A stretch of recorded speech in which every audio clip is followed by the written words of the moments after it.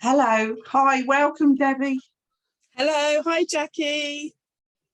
Welcome to anyone that's watching this. Debbie, I know through Funky Wellness. Well, through my friend Catherine Hood, really. It was Catherine that introduced us, wasn't it? And then I went along. So you don't do diets as such. It's a whole way of living. It's a whole, Indeed. yeah. So, Absolutely. which is wonderful. So just to explain why this talk's come about tonight, I was on here the other day on Facebook, and it's often a distraction, but Trini and Suzanne, Trini came up, and I don't follow her or anything, so I don't know why I was seeing that particular one, but she started talking about sugar. And straight away I thought I'll watch that because I know that I am addicted to sugar. If anyone had said to me, are you addicted to anything? I suppose we all got addictions, but, really, if I'm honest, I know I am addicted to sugar. And so listening to her and all the different things that she mentioned, and then I said to Catherine about it, and she said, oh, why don't you ask Debbie to do a talk? Because you've got a whole program, a whole sharing. On it, so that's marvelous, and you agreed, so thank you, Debbie. No, thank you. I mean, like you said, Jackie, by the way, I did as well. I used to be addicted to sugar, and I had no idea what it was doing to me, the same way that most people don't, because we just go along with it, don't we? I used to eat multiple chocolate bars per day. I used to drink fizzy drinks, so I think, unless we're conscious of it, we're all kind of, we're all at it, really. Wow, yeah, it's so easy, isn't it? So I've looked it up a little bit before this. Well, obviously you sent me this, what sugar is, why we crave sugary things, what sugar does to our body, why we need to avoid artificial sweeteners, fizzy drinks. I'm also going to create a sign up link for anyone interested in to obtain the slides from the talk, and also a bonus sheet about some well-known chocolate bars, their sugar and fat content, and how that compares to exercise to burn it off. So that will be interesting. It'd be a shocker. It might put you off your favorite chocolate bar. I don't know.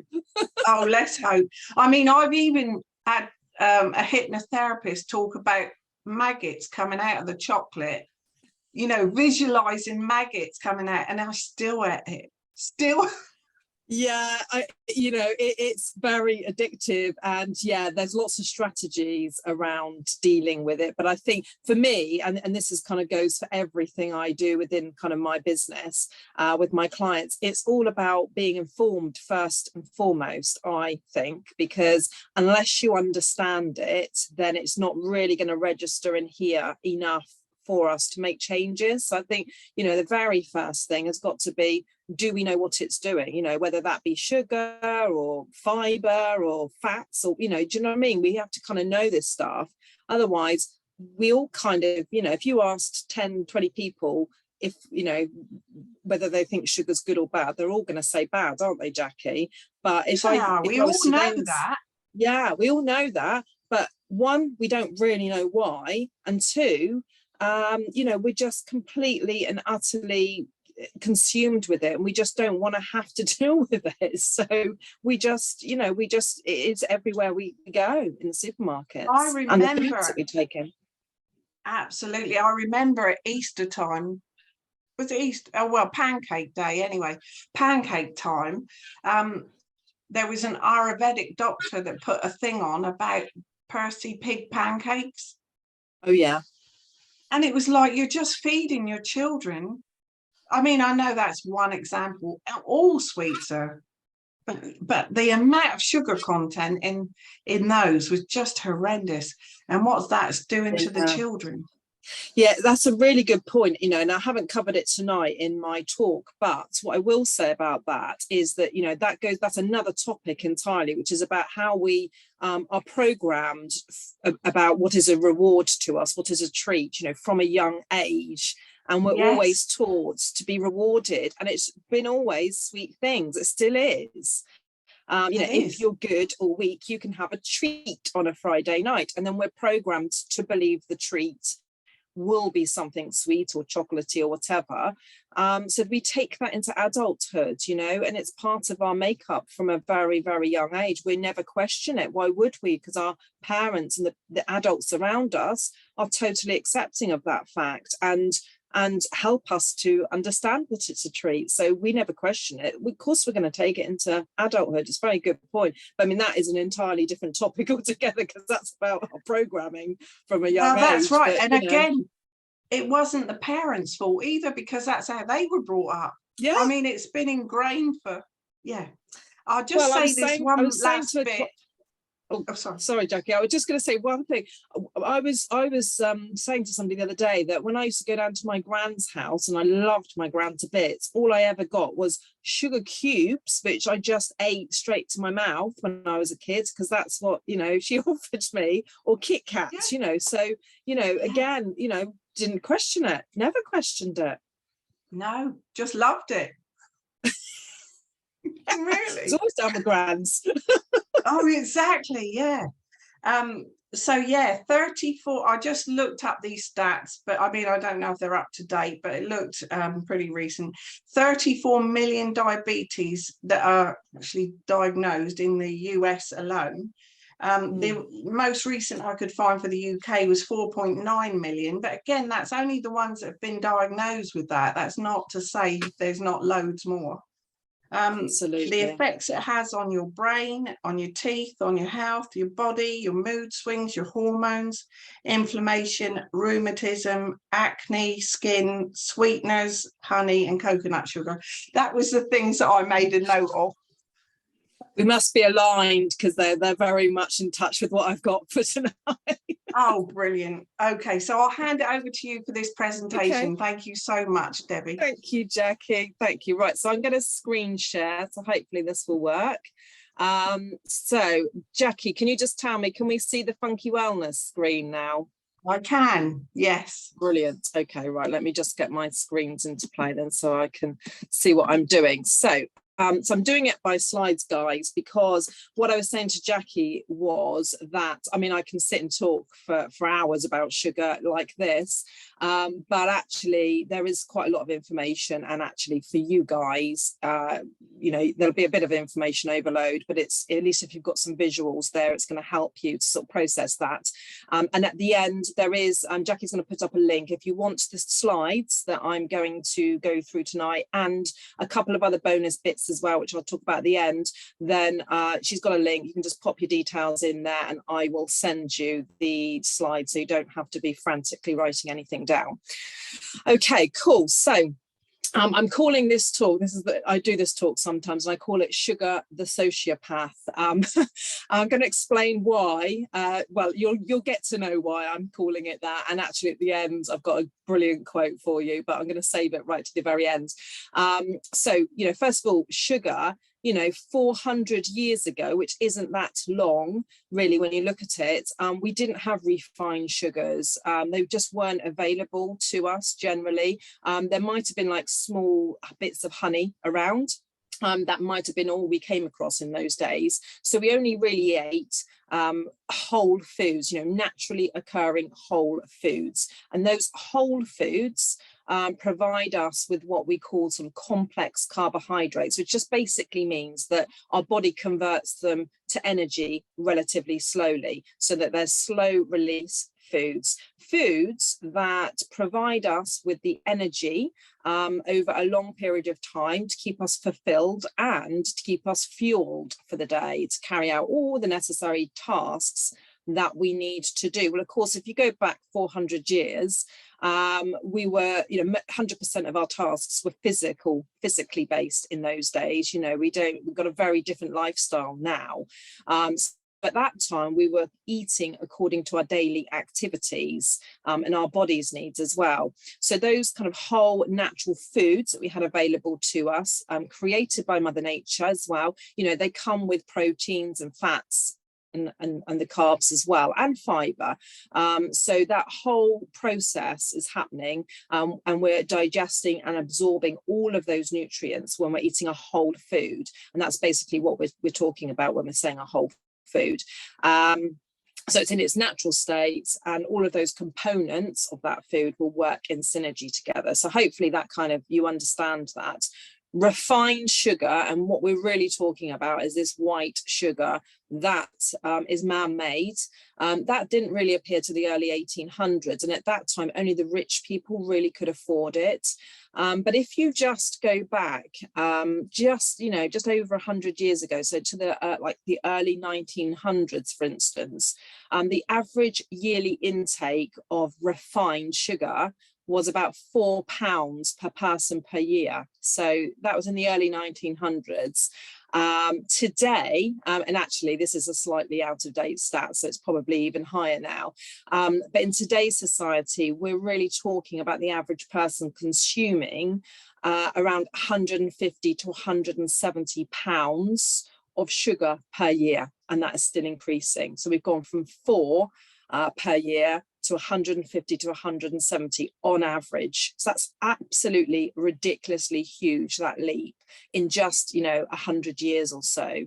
So you can see why it's so easy for us to be overweight in this day and age, by at least a stone for most people. And also then what that brings with it is chronic health conditions as well, and they become quite commonplace. And again, we kind of almost find ourselves accepting those as normal, and not really questioning why we have these conditions. So that's just a very brief introduction to what sugar and where it has come from. I've just put this slide up, what do you crave? So I can't see the chat box, but, what would be interesting for when we're kind of looking back on it on Facebook is, whilst I'm chatting here, just pop in the box or in the comments box, the kinds of foods that you crave, that's you probably sweet things, but yeah, feel free to just pop them into the box, get your sugary vices out, your sins out onto the comments screen, and we can see, because I'm sure everybody will have the same kind of issues going on. I know that because I deal with clients all day long, and this is one of the biggest topics that trip people up and create problems, whether it's a health problem or a weight problem, which is both areas I deal with. So keep filling the comments box up with that. But why do we crave sweet things? As I say, most of you will have cravings on a regular basis, I'm sure, and they probably frustrate you as well. And we know that cravings can control our food choices day in and day out. And often what happens is we view ourselves as weak, don't we, when it comes to craving sweet things, and we believe that we're just giving in to ourselves. It's really, really easy to beat ourselves up, make ourselves feel bad when we're delving into the sugary foods. What we really do need to recognise is that food manufacturers employ food scientists in their design process so that their products deliberately leave you wanting more of that product. Okay, it's a science-based process, and therefore it is no surprise that if we're eating processed foods, we're fueling a desire for us to want more of it, and we are certainly going to buy it again because it's been designed that way. So I think that's one of the first things to understand. It's not just us. It is the way that these foods are presented and made to us. Secondly, we might be craving because our food choices through the day have a big bearing on our craving for sweet things. The more high carb value foods that we eat, the more we will crave sweet things. When we eat also has a bearing on how much we crave. There's been studies that show that those people that skip breakfast regularly will have more cravings in their day than others. There's been studies around that too. So when we eat and the kinds of foods we eat as well, I can't go into them today because again, that's another side topic, but they do have a bearing. Our habits also are very important, because we associate places or people, situations with sweet things, and that opens up a pleasure pathway in our brain, and that triggers a feeling of a need for something sweet each time we're in that place or each time we're around that certain people or certain person or situation. And the more times we indulge in that practice of eating something sweet, sweet in those situations, in that environment, the stronger that neuro pathway becomes in our head. So again, you know, there's another thing we're up against there. Then we've got hormone imbalances. Each time we ingest sugar or sweeteners, we're starting a hormonal process. So I call it a hormonal roller coaster in our body. And not only that, but hormones, you know, they generally run our body. I don't think a lot of people realize how much of an impact our hormones have on us overall. We have hunger hormones, for instance, that include our on switch, you know, our hungry switch, if you like, I'm hungry, and our switch off switch, which is our, you know, I'm full process. And it's very easy for us, particularly women, to be living with hormonal imbalance due to our lifestyle choices. And therefore, that can also fuel our cravings as well. Then we've got stress. You know, lots of us are under stress day in, day out, and our body responds to stress by secreting hormones that actually relate back again to food cravings. So the stress hormone cortisol has been linked to the desire for sweet foods, for example.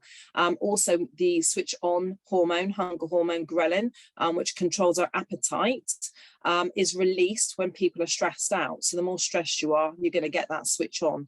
And if you're exposed to stress over a long period, studies have shown that you will be vulnerable to increased cravings for those kinds of foods that contain the sugars and the fats, because they're easy palatable sort of foods to us. So we've got that going on as well. Sleep's another one. There's so many people that struggle with sleep issues, you know, and that has a relationship as well to our cravings, because studies have shown that people who don't get enough sleep will tend to crave foods that are high in sugar or starchy kind of foods, that kind of thing. And that's probably down to energy levels, you know, partly physiological, but also mental as well. You know, we kind of psychologically think that eating something sugary is going to boost our energy levels, which it does, but literally for such a tiny amount of time, and then drops us like a stone again. So, you know, we know that, you know, that's going on. But also, if you start eating chocolate and sweets later on in the evening, which again, a lot of people do, guess what? That actually interferes with your sleep. So then you are on a kind of cycle going on there that's really going to be quite hard to break out of.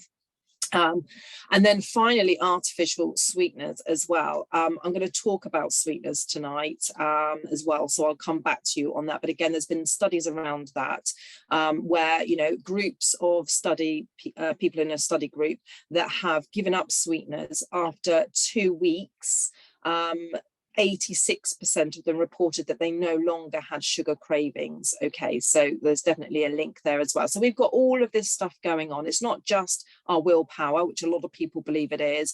There are other reasons why we might be craving stuff, and that really makes it very difficult for us to break out of this. So, you know, giving you an idea there. Then, you know, what we really want to talk about is what is sugar doing to us, because we don't know this stuff, and I think we really should. So we're just going to I'm just going to talk to you about this. First of all, sugar is completely depleted of life forces. You know, it has no vitamins in it, it has no minerals in it. And what we are left with is just a pure refined carbohydrate. And so, you know, remember, when we're talking about refined, we're talking about something that's been manufactured by man, basically in a factory. Think about it like that. So our body can't effectively utilize refined sugar. So when we eat refined sugar, it starts a process in our body that affects our nervous system. And our nervous system helps all parts of our body to communicate with each other using electrical and chemical messages. Really important part, key system. Abnormal sugars then start to accumulate in our red blood cells. And what we need to understand about this is that it interferes with the respiration of our cells. You know, we are made up of trillions of cells, and our cells are then not getting enough oxygen to them to survive and function normally. And what will happen over a period of time is that some of our cells will either malfunction or they will die. And that is really the beginning of degenerative disease. So, you know, we really do have to kind of understand the impact that sugar is having. As I say, this is a bit of a horror story, so just bear with, because it's not a pretty picture.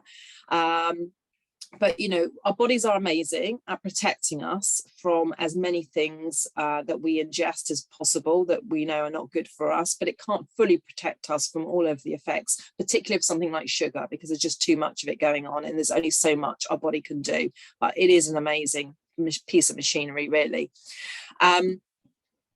Jackie, you mentioned, like, you know, bones and teeth. You know, obviously, again, I think most people kind of know that it affects our teeth. But again, why do we know that? Because we've been taught from a young age, go to the dentist, minimize your sweets, you know, so we've got a bit of programming going on there. But a daily intake of sugar produces a very over acidic condition in our body.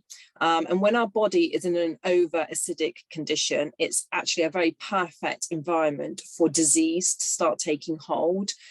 Disease loves an over acidic body. So when we change our lifestyle and we consume more natural foods and whole foods, our body tends to sit more in the alkalized end of the pH scale. So usually we've got like fully alkalized, fully acidic. We should be sitting in the middle there somewhere. But generally, most people, because of their lifestyle, will be down the acidic end. In an over acidic environment, our body will take minerals from our body tissues, so that's our bones and our teeth, in order to try and buffer that acidic environment that's going on, and attempt to rectify that imbalance. So it's drawing out from our bones and our sugar to try and rectify this over acidic environment that we've created by having so much sugar constantly. So obviously we're going to get general weakening there and decay from our teeth. So, you know, over time, it will start affecting every organ in our body as well. So, you know, starts with the, you know, the bones and the teeth, but it goes on. So again, you know, another thing to really be aware of. When we look at actually what happens to sugar when we ingest it, we store it in the form of glucose, okay, in the liver. And the capacity of our liver is very limited. So a daily intake, again, will eventually make our liver expand and be under pressure. When the liver gets filled to the maximum capacity, the excess glucose that's in there gets returned to our blood, and it gets returned to our blood in the form of fatty acids.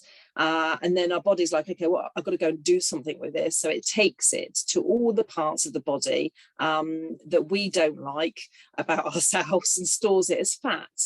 Usually in the most inactive areas, you know, for us women, it's our tummy areas, our bottoms, our boobs, our thighs, you know, all of those kinds of areas. And when all of those get filled up over time, then it starts distributing that around our organs, so our heart and our liver, etc. So over time, again, we get pressure put on our organs because those tissues that are around them degenerate and turn to fat, which is not ideal. So, you know, at this point, you can see this kind of the whole body is starting to get affected by that reduced ability of those vital organs, and all sorts of kind of conditions can start to develop from that. So, you know, that's the starting point really of what's going on here. Blood cells I mentioned earlier, and you know, this is really one of the kind of key areas I want to kind of focus on for you guys to help you understand this. You know, we have all of our kind of main systems, and the quality of our red blood cells will also start to change. Now, red blood cells are transporting all that oxygen around our body to our organs and our tissues, so it has a very vital job. White blood cells, on the other hand, help our body fight infections. It's part of our immune system. Now, our body makes 2 to 3 million red blood cells per second. So, you know, that's huge, isn't it, per second? Think about how much time you've been sitting here now already and how many red blood cells you've just generated. So it's billions per day. So the quality of our red blood cells are reduced. You can again see why that can have a big impact on our health. When we have a low red blood count, we may be told we've got anemia. And if we've got anemia, then we've got feelings of fatigue and weakness, but that can occur anyway without even that diagnosis. And, you know, when we have a low red blood count, then our body has to work a lot harder because it's trying to get that oxygen to all of the areas of our body, to all of those cells, and that can start creating health conditions for us. And over time, you know, our red blood cells, they will become compromised, you know, and probably reduced in number as well. And if that happens, our white cells can start overdeveloping. We get too many of them. And the reason that that is an issue is because that can then create another response in our body, which can create an autoimmune disease. And there's lots of autoimmune diseases out there, and you can look them up yourself, but things like psoriasis, celiac disease, IBS, Crohn's, rheumatoid arthritis, there's just a few of the common ones that you'll recognize as autoimmune diseases. So that's when our body is, you know, turning it back on itself and attacking itself. So what I'm trying to sort of drive home here is that if we are ingesting sugar day in and day out, and we're not getting rid of it in energy burn off, then we are going to find it start storing as fat. It will affect our organs eventually. It will affect our red blood count, which then starves our cells of oxygen. And then when our cells start misbehaving, then that can really, as I say, be the start of us starting to get ourselves into a bit of trouble health-wise. So it really, you know, you can see the significance of what's going on here. I often get asked about cells because, you know, people have little understanding of actually how quickly our cells replace, because you might think, well, actually, you know, all my cells are going to replace at some point. So, you know, it'll be fine. I'll just get some new cells. Well, that's true to a degree, but actually, you know, it can take a long time to repair the damage. We have trillions of cells in our body, as I mentioned, but they all have very different lifespans, actually. Red blood cells live for about 4 months. So, you know, if you were to take yourself off sugar today, which of course you're not going to, but, you know, it'll be the starting, hopefully, of you thinking about it. But if you were to, you know, it can take 4 months before you really start noticing the benefits of that. You'll get some benefits as you go along, but it does take time for you really to see a big difference in your health. White blood cells, on the other hand, can live for nearly a year on average. Colon cells die off after a matter of days. Brain cells, and Jackie mentioned the brain as well. Brain cells last an entire lifetime, so we don't get any new brain cells, and we know that sugar damages our brain cells and we're not getting those replaced. So again, you know, another problem that we have to deal with as we get later on in life, and we really don't need sugar interfering with it and making it even worse. Skin cells renew kind of every few weeks, 2 or 3 weeks, and we are always shedding and renewing our skin. And it's one of the reasons why I say that our skin is very indicative of our actual internal health, because we can see a relatively quick change in our skin if we make nutritional changes. So if I was to say to you, drink more water, for instance, which also helps flush out sugar, but, you know, after a few weeks, the first thing that will start being noticeable will be your skin. Your skin will start changing.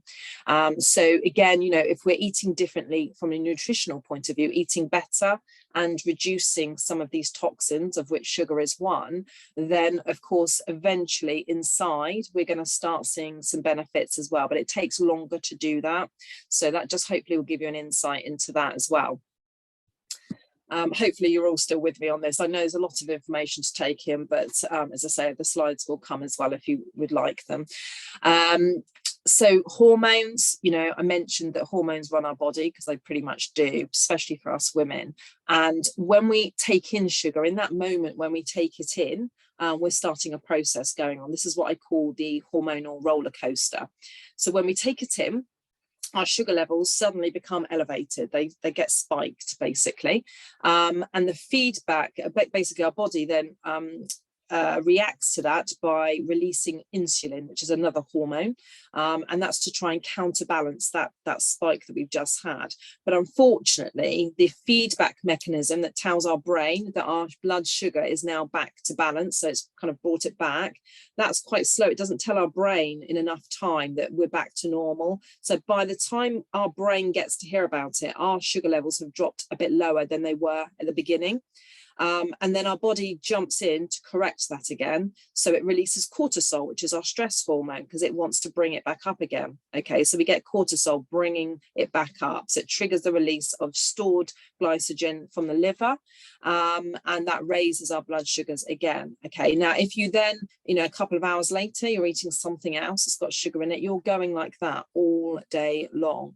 Now again, our body is very good at managing it, but it can only do so much. And if we're kind of releasing excess cortisol on a daily basis and constantly, we potentially can get another condition called adrenal fatigue, which means that our adrenal glands are getting overworked by that excess cortisol that's coming into play daily, and that can lead us to not sleeping so well, getting those cravings again, and then we start relying on things like caffeine to get us through. That potentially might bring on some digestive issues. So basically, I see and hear about many people that are on that roller coaster all day long, particularly those that are out at work all day, have stressful jobs, and they're just grabbing to-go foods, and they're on that roller coaster, drinking the caffeine, etc., and they're not getting enough time to do anything else. So it can really be have a significant impact on people that are constantly stressed. There are quite deliberately blank screen for the moment. There are many conditions that actually are as a result or have been linked to sugar. And one of the first things is that we become insensitive to insulin, which is that hormone that we're supposed to have released.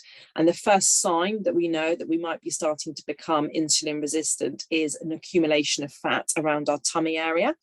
And that can be the start of potentially becoming diabetic. So you may have been advised by your doctor that there's a danger you might be diagnosed as diabetic at some point. So, they want you to kind of try and address your lifestyle problems at that stage, or issues at that stage. But there's loads of conditions, and I'm just going to run through them for you. So the first one is behavior problems. Again, people don't link this to sugar, but again, it's very much in children as well. Behavior problems can be linked to sugar. ADD, attention deficit disorder, is also linked to sugar. We have bone loss and osteoporosis, also linked to sugar. We have coronary heart disease, also linked to sugar. We have kidney disease, also linked to sugar. We have also a plaque buildup in our arteries linked to sugar. We have cancer linked to sugar. We have lots of psychological disorders that are linked to sugar. We have chronic fatigue syndrome linked to sugar.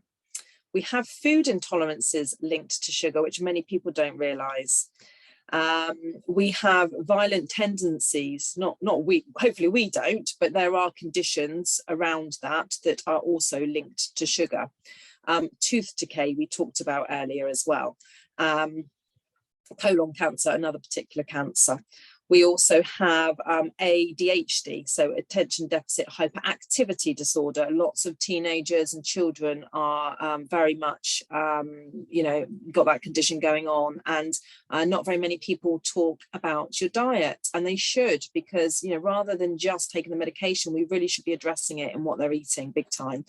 And overgrowth of candida, yeast and fungi. Now, that's just relating back to our gut health. And when, us ladies have thrush and things like that, they are all relating back to the state of our gut bacteria. And that very much is linked to sugar intake, because bad bacteria, the unhelpful bacteria that we want to keep in check, guess what? It gets fed by sugar. So the more sugar we have, those unhelpful bacteria that are in there that should be kept under control are like, rubbing their hands with glee, because they're getting a massive load of food thrown at them so they can grow and multiply even more.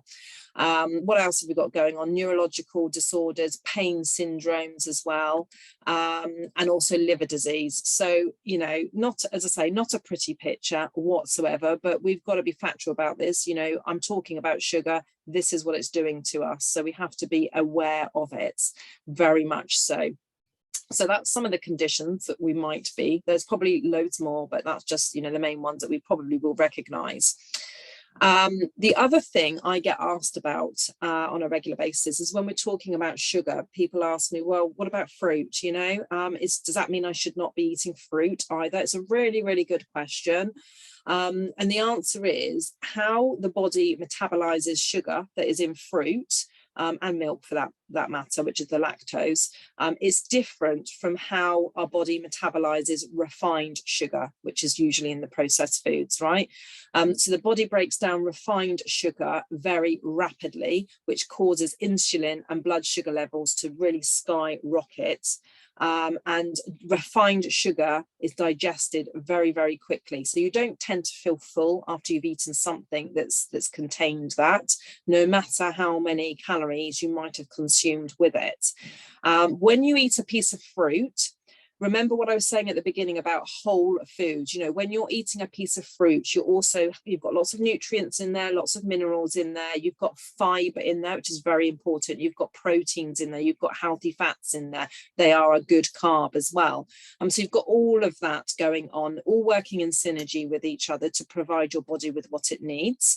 And the fiber itself helps slow down the digestion of that fruit to give us a feeling of fullness and a feeling of satisfaction. So our body basically is dealing with it very, very differently.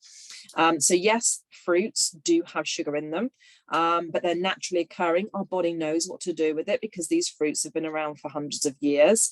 So our body recognizes what it is and knows how to deal with it. You know, I call them, you know, Mother Nature foods. When we take in refined sugar, our body's like, what on earth am I supposed to do with this? You know, I don't know what this is, a toxin to me, and it starts overworking to try and deal with it. And by the way, the more it's dealing with the sugar that you've just taken in, it has to take away its focus from other very important processes that it should be doing for you normally. So it's going to adjust its focus to deal with this toxin that's just come into the body. So it might mean other areas of your body are not performing as well as they should be, and that we have billions of processes going on in our body per second as well. So, you know, despite the fact that we might be sitting with our feet up, our body is really, really busy behind the scenes. And, you know, we're not helping it by giving it a whole load of trouble to deal with. The problem that we have, as Jackie quite rightly pointed out at the beginning, it is everywhere. It is everywhere. So it is not just your obvious chocolate bars and sweets, you know, that we know about. Fast food contains sugars, very high in sugars. Jars of cooking sauces, always, if honestly you start looking at the backs of the packets, guys, because you know sometimes you'll see, and it shocks me, the first ingredient on there is sugar, and that means that that's got the highest content in there of all the ingredients that are there. So sugar being the first content in a jar of pasta sauce is crazy. You know, even the dried packet mixes have sugar in them. All the condiments have sugar in them. Cereals are loaded with sugar. Even flavored coffees, you know, we go and we have a caramel coffee or something these days. Again, it's full of sugar. That's a syrup gone in there. It's sugar. Baked beans have sugar in them. Sports drinks have sugars in them. So our kids, you know, teenagers might think that having, you know, a good energy drink to support their sport, and it's full of sugar. And that's just a few of the things. So, you know, it is very, very difficult to eliminate sugar out of your diet completely. The main kind of, you know, strategy would be to try not to buy anything that's been made in a factory. That's what I always say. We can't live in a cave. We will end up coming across it, but we can significantly limit our sugar purely by being far more wise about what we're buying. And I'm all about not you know, I don't sit here eating lettuce leaves, but what I do is I'm quite smart about the replacements that I use. So I know that I've got better foods that are replacing those awful sugary items, and that helps significantly in that fight against, you know, ridding ourselves of this sugar. Another question people ask me is how much sugar should we be allowed to have? I mean, technically none at all, really, if you were in, you know, if you really want my honest answer. But, you know, the guide, and it's a very rough guide, we shouldn't really be intaking any more than 24 grams of sugar in any one day. And what that equates to in our terms is 6 teaspoons of sugar, or if you want to go back to the old way of doing things, 6 sugar cubes. So that really is the absolute maximum, and we should be having a lot less than that, if I'm honest. But that should be the absolute maximum. It's actually less for children as well. So we've got to think about all of those foods I've just talked about. Imagine sugar being in all of those and that being part of your normal day-to-day foods. How easy it would be. You'd be shooting way over that easily. And I can't talk about sugar without talking about sugary drinks either, because sugary drinks, can create absolute havoc on our health. They weaken and damage our bones, which means we're more at risk of fractures. So we've got all of this stuff going on: agitation, sleeplessness, type 2 diabetes, weight gain. We've got all of this. Studies have found that just one sugary fizzy drink per day adds 30% more body fat to us. And even those that just drink it once a week, in their studies, gained 8% more visceral fat, and that's the fat around our organs. So, again, we've got to be wise to what's going on here. And if you say, and I do get people say to me, well, I only have one a day. One per day equals 100 litres per year, which is pretty horrendous, isn't it? So that's the 500 ml. So it's a lot. It's a lot in our body to deal with. I'm sure you may have seen something along these lines before, because they go around on social media. Sometimes it's not the best picture, but one sugar cube contains 4 grams of sugar. And remember what I just said about 24 grams of sugar per day is what we should be having as an absolute maximum. And look at this, a can of Coke, this is the full sugar version, contains 40 grams of sugar. And one of those lovely little bottles, 66 grams of sugar. So you've completely and utterly blown your sugar intake just on that drink alone, not even thinking about any of the other stuff that you'll be taking in. So if you are drinking those, you need to seriously rethink, because, and I'll talk to you about how I managed to do it, because I did used to do this all the time. I was addicted to Diet Coke. So I can honestly say, it was Diet Coke to be fair, but I can honestly say that, I found it very, very hard to move myself away from it, but I did do it. But you really want to start doing something for yourself. And that was one of the biggest payoffs you could have, is taking this out of your day-to-day, for sure. How are we doing for time? We're all right for time. So I'm just going to whiz through sweeteners very quickly. Thank you if you're all still here hanging in. I know it's late at night and it's a lot to take in, but I can't talk about sugars without talking about sweeteners. And I'm sure, again, a lot of you probably have turned to sweeteners instead over the years. And what we probably don't realise about about sweeteners, is that it's 200 to 600 times sweeter than sugar, actually. So it's really creating some stuff going on for us. So it's not the answer, unfortunately. So the headline here, and this is a bit mind-blowing, is 0-calorie sweeteners make your brain crave even more. So actually they hamper weight loss success, which can be very difficult to get your head around, because there's plenty of diets out there that advocate Diet Cokes and Diet Pepsis and all sorts of other diet drinks. And we kind of we just don't understand why. One of the reasons is that our body's not fooled by that taste that we've just got, that amazingly sweet taste, and it's expecting calories to come in from that taste, but nothing arrives.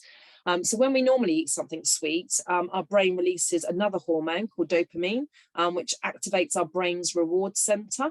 So it's basically another chemical messenger, like I was talking about at the beginning.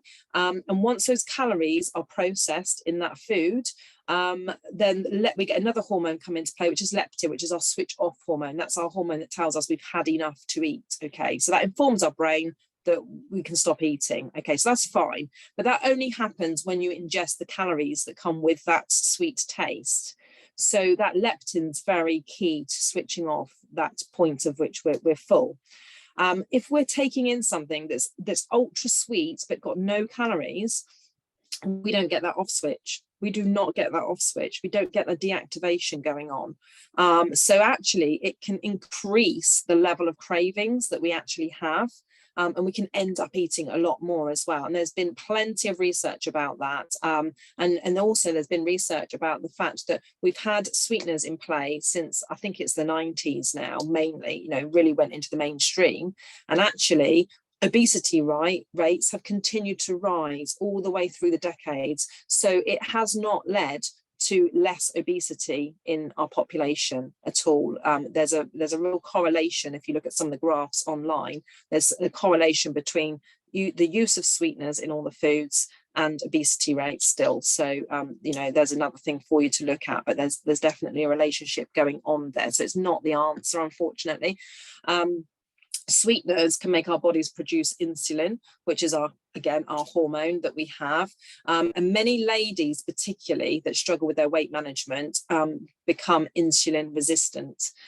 So, you know, basically what's happening there is the body or the brain is sending a signal to your pancreas to begin to produce insulin. And insulin tells our cells to either use the sugar as a food or store it as fat. And without that insulin, our bodies can't process that sugar that lands in our bloodstreams. So when your pancreas produces insulin to deal with that anticipation of sugar coming in, because you've had a sweet, you know, real sweet hit, and no sugar arrives, it gets completely confused, doesn't know what to do. So it disrupts our metabolic process, our process of you know, digesting that food and processing it. And again, there's been lots of studies that show a link between regularly drinking diet fizzy drinks and metabolic syndrome, which is a collection of symptoms. Things like a large waist circumference, high blood pressure, and high blood sugars as well. So we've got all of that going on. And that's the first signs starting to develop type 2 diabetes. So that's when our body can no longer kind of control the blood sugar levels properly. And our body will start to stop responding to insulin that we're supposed to have. It's a very natural process. So because it's so sweet, then, you know, it is basically conditioning our taste buds to really get used to that sweet taste, which means that we kind of rely on it even more. It increases our cravings. We want more and more of it to satisfy ourselves. You know, we end up with our body metabolizing our food very differently, which means it's much more likely to store the calories that we're eating, and stores them as fat instead of actually using them as an energy source for us. So if you think about weight management, you know, this is what I tell my clients, in very simple terms, it's a case of eating according to the energy we're using. That's as simple as it is, weight management. But if our body's misplacing calories into fat storage, then we're going to find it really, really difficult to maintain a healthy weight. So, you know, it's really, again, it's not helping us. Also, we've got all of this going on. Again, Jackie mentioned it at the beginning. So she did a really good job in doing some research. We didn't talk about any of this, but it's very much aligned, as I was saying. You know, so artificial sweeteners, they do promote other health problems associated. Also, you know, they're also associated with sugar consumption as well. But, you know, we've got stroke, dementia, memory issues, inflammation in our body generally seeing it as toxins. So we get an over-toxic body. Alzheimer's as well, you know, even though sweeteners have an official kind of safe dosage in the food agencies, it can still be toxic to the body and increase our inflammation, increase memory problems to our, you know, all the brain sort of related problems. And research has found that, you know, it can be a driver for dementia and Alzheimer's as well. It's a massive topic, you know, again, I can't go into it today, but there's a whole industry out there behind the scenes supplying us with all this stuff, and we can see that Alzheimer's and dementia is becoming an increased problem, and some might say it's because we're living longer, but you know, I would challenge that also and say, you know, what is it about what we're ingesting as well and taking in from a diet perspective. So we're nearly there now, guys, but fizzy diet drinks, which, you know, of course I have to talk about that if we're going to talk about sweeteners, because again, you know, a diet drink of some description, we might have been encouraged to have that to fill us up so that we don't eat so much, then we might lose weight. Is a completely and utterly flawed approach. It does not work. In actual fact, sugar-free drinks are actually linked to weight gain. That's the the reality of it. Studies have been taken where people who drank diet drinks regularly, they put an extra 3 inches on their waist, and then those that weren't drinking them, and weight gain as well. So we are not helping ourselves. Obesity and weight issues are definitely there. Insulin resistance, as I mentioned, tricking the brain, which will then lead on to the diabetes. We've also got research showing that artificial sweeteners are linked to a 9% higher risk of cardiovascular disease as well, and also increased high blood pressure. So that's not good for us at all. Again, it's to do with the chemicals and the artificial manufacture of it. High blood pressure is a second leading cause of kidney disease and kidney failure after diabetes. So again, we've got it all going on there, haven't we? And also this is an old review now, but in 2007 there was a review by the European Journal of Clinical Nutrition, and they found that chemicals in the artificial sweeteners are linked to headaches, insomnia, seizures, and all sorts of other stuff. So it has neurological effects on the brain, as we mentioned before. So how do we go about it? Well, this is what I did. I transferred over to fizzy water. Now that may not float everyone's boat here, I get that, but maybe it's a starting point to think about it. I couldn't just take water on its own, so I used to get a little bit of lime cordial. In fact, if you go into any of the supermarkets these days, you can get loads of different cordials, all sorts of fancy flavors, and yes, they've got sugar in them, but we're only putting a tiny bit into some fizzy water. So as a stepping stone, it is a much better option than continuing with these fizzy drinks. So I would encourage you to get some fizzy water and play around with it and pop something in it that is only tiny to give you a bit of taste. If you can't, ideally take it just fizzy on its own, which would be great. But that is definitely a good stepping stone. That's exactly what I did. So it really can help. It's all about finding these little stepping stones, basically, and that's what I did, and it helped me significantly. So longevity of life, generally, in summary, what we're saying here, and these again have been studies and research around this, is that sugar and sweeteners, they don't just mess with our teeth and our brain, they interfere with our DNA, and basically they have been linked to shorter lives. It's to do with the chromosomes in our cells. Don't fully understand it, but I know that has an impact. And what they say is we can potentially increase our cell age by about 4.6 years. So from a longevity of life point of view, we are not doing ourselves any favors. But also, do you know what, even bigger than that, I think, is the quality of life we have. I think, if you're going to live longer, we want that quality of life. That is the most important things. We want to enjoy life. So actually, being free of some of these really serious conditions health-wise is going to be that key to actually having a good, healthy life and enjoying it and being able to do all the things you want to do. So, if we can cut some of this stuff down, it's not an overnight process, but if you start thinking about it and you start checking things out and get strategies around it, then you will be able to remove yourself out of it. And I do know that because I've done it myself. I learned about it to begin with, and then I went on to building strategies around my emotional health and my emotional management, because that's a big part of it, and then used temptation strategies to help in that moment when you get those kind of feelings that you want something chocolatey or sugary or whatever it is. So there's a whole, you've got to look at the bigger picture, basically. Coconut sugar and honey, again, Jackie, we must be really aligned. But yes, those are the two.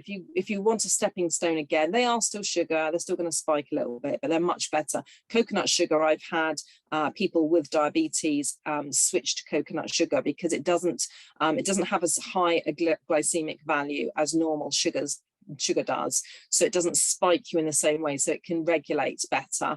And honey, is more of a natural, it's a whole food again, so that's another natural sweetener that would be much better for us. and will help us to just move ourselves away. As I say, you know, there will be times when we probably need something, or we need to put it in something. Then, you know, go for these alternatives. Coconut sugar now is far more mainstream than it ever used to be. I used to have to send people down to health food shops to get coconut sugar, but these days you can get it online, in Amazon, you can get it in most of the supermarkets. They all do coconut sugar, so it's great. It's far more accessible to us than it ever used to be. Okay, and then I'm just going to finish off with my kind of heading for my talk, and this quote, because I just love this. Sugar is a sociopath of foods, because it acts all sweet and innocent, and yet guess what, it's really out to get us. So that's one of my favorite quotes to leave you with tonight. I hope I haven't depressed you all too much, but you know, as Jackie said, there are so many different conditions that are related, and I didn't even mention depression actually, but depression also is another one. You know, there again is research out there that shows that you know, people are more depressed with a higher intake of sugar. So, you know, I could go on for hours, but there we go. That's kind of like you know, an outlook on sugar that hopefully may get you just thinking differently again about how you manage yourselves in that respect. So I hope that's helped you. I hope you're all still with us. It's an hour of information overload. Are you Thank there, you, Jackie? Debbie. Yeah. Oh, Thank no. you. Yeah. So if you stop share. Oh yes, let me stop that. Yeah. Is Lovely. that gone now? Yes, it's Brilliant. gone now. Brilliant. Oh my gosh, that was so much information, but It's a so lot, isn't important, it? I vital. know. I mean, Yeah, I could slow it down, but we'd be here till 9 o'clock and we probably all got other things to do. But yeah, it is a bit of a whizzer, but yes, it's, you know, you get the general, you know, picture. And even if you've only taken in a small amount of what I've said tonight, and really, you know, what happens is a lot of people will listen to things like this and then they go off and block it out, forget all about it, get back to their busy lives tomorrow. But actually, if you take some time to think, actually, I'm going to do something about this, or just start the process, then I think, you know, without putting too much pressure on yourself over a period of time, you can make a difference to your health. Absolutely. And, you know, like I said, with the slides that I can send to anybody that's interested in them, I also have a chocolate bar comparison, which will show you how much fat and sugar in terms of cubes are in those kind of well-known chocolate bars. I did that for my weight loss club a little while ago. They were all asking me, so we did a little exercise, and then I put down, you know, how much jogging you might need to do in order to get rid of it and things like that. So it just really gets you thinking about it.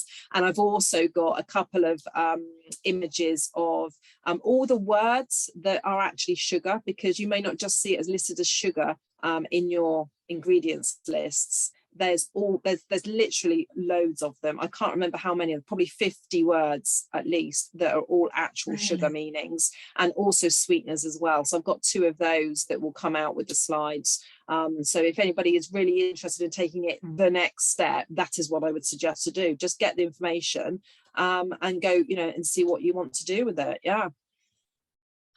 Because I know someone that's got diabetes, recently diagnosed, and she thinks she's doing very well by getting onto sweeteners. Yeah, it's not ideal. By the way, I'm not drinking Coke. If anyone thinks that's green, I'm just going to point that out, because it looks like Coke sometimes. That's a green drink. That's a health drink. But yeah, absolutely, Jackie, it's not the answer. You know, going on to sweeteners is not going to be helping it. No. So it's not addressing the problem either, is it? Because actually, the root of the problem usually is starting off with, you know, some of the things I mentioned at the beginning. It's to do with how we think and how we manage ourselves mentally. God, that's been so helpful. It really has. When you ask people to start putting in the chat box, you know, we've got fruit pastels, bread, buns, bread pudding, honey, artificial sweeteners. Yeah, there was quite a list that went up. Yeah, anyway, I bet. Yeah, you know, and let's not be shamed by it, because we've all been there. You know, I've been there myself, so I know. You know, and I was just ignorant to it. I didn't realise, because you know, it wasn't until I was ill that I then realised. Yeah, if I feel that I want something sweet, I get quite shaky unless I feel I need to have something to stop me getting shaky. Yeah, What is and that's that? your blood sugars. That's your blood sugar levels going up and down. Yes. You've been spiked, and then you've got that hormonal roller coaster going on. That's why you're doing it. So then, but basically, you've been dropped like a stone, and basically, your cortisol's kicking in because your blood sugar's gone too low, and that's that process I was talking about where. To begin with, you eat the sugar, it spikes, then insulin comes in to try and bring it down, but it takes it down too far. And then you've got cortisol kicking in to try and bring it back up. So you've got all of that going on. That's why you'll get the shakes, definitely. A few years ago, sorry. No, go on, carry on. I was just going to say, a few years ago, my opposite neighbour went along to, I think it was Slimming World, and for 1 week didn't drink Coke, and he lost a stone in 1 week. Wow. That's amazing. A stone in a week is amazing. Absolutely. Isn't it shocking? And that was the only change. He didn't make any change to his food at all. Absolutely shocking. But it's not shocking, but it is shocking, if you know what I mean. I was just about to also say that, like, I was drinking this earlier, and this is what I love. This is a licorice, this is pucker, I don't know if you can see it, but pucker, licorice and peppermint. And I get a lot of my club members on this because after dinner, if you know that you've got cravings in the evenings, this is brilliant because just head it off. There's a whole load of strategies I've got, obviously too much to talk about tonight, but that's one of them is heading it off before you're sitting there thinking, I need something. And that's a great way of doing it. And a herbal tea, it sounds boring, but actually that's got a really sweet taste to it, but it's just licorice and peppermint. And actually licorice has got a lot of health benefits to it. In its natural form, so there's no nasties in this at all. Wow, so there's really things like that you can deal with, so that's a top tip. Brilliant. Thank you, Debbie. Gosh, that's You're lot, welcome. like you say, a lot to think about, but yeah. And when you said about milk, there's a lot of sugar in milk, I guess. Lactose, yeah, it's natural, it's naturally occurring, but it still creates that sugar intake. But again, our body can deal with that better because it's a whole food, it's natural, it's a mother nature food, so don't worry about that. It's the processed foods that we've really got to deal with. That's really what we've got to be focusing on. Absolutely. Yeah, but it is quite shocking when you go in for a coffee, a really nice coffee shop, that we got quite a lot of them, about how many calories in one drink, more than what you get in a meal sometimes in one drink. And you'll have all the sort of Halloween ones coming out, won't we, which will be spiced whatever, and it'll all be syrup based. So yeah, we kind of get indulged with that, don't we? Toffee apples. Yeah, so I'm nobody comes to my door at Halloween. They do, but they get stickers because I won't give out anything else. So I'm that woman in the corner that gives out stickers only. They probably won't come this year. That's such a good idea though, because it's still nice for kids to get a sticker. Yeah. I get little sticker packs, and that's what they get. Yeah. Oh, brilliant. Oh, thank you so much. Thank you, anyone that's watching tonight. Really enjoyed this talk, and it's it will stay on the page, but it'll also go on my website. So yeah, thank you, Debbie. Yeah, thank you for inviting me, Jackie. As I said, I get quite passionate about it, so I get a little bit overexcited, but it is a really big topic, and hopefully it's given at least a little bit of an insight into how what we should be looking out for. Absolutely. Hopefully it might help some people tonight. Wonderful. So grateful. Thank you. You're welcome. Lovely to see you. And see you again soon. Okay. Yeah. Thank you. Right, bye. take care. Bye. Bye.